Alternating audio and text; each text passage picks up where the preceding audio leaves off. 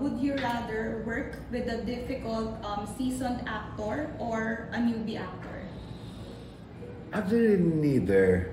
Okay lang naman sa akin both eh. Those are just genres. And what's important to me is the story has to be good. Okay po. If it's new or a good movie, a story, I can make it into a movie. Okay. It's not because it's horror or romantic love story. It could be either way. I do dramas, I do, I do all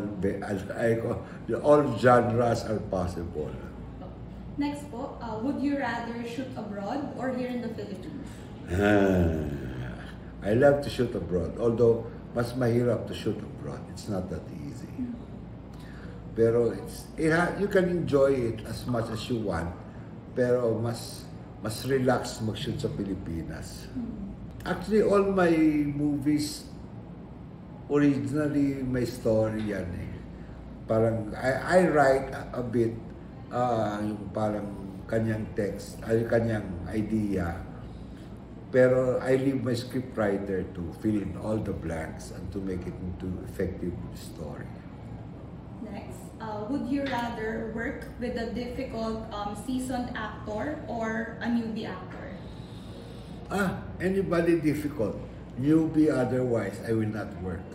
Kasi if it's about work and you cannot function properly as a worker, wag na, umuwi ka na lang.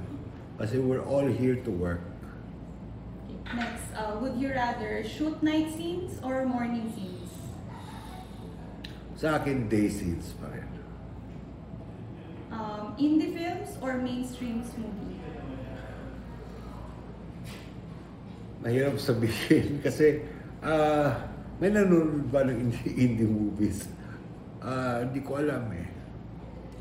Although I've done both, but I enjoy sa mainstream kasi alam mo, kausap mo mas maraming tao eh. And what is the point of making a movie kung wala ka namang audience?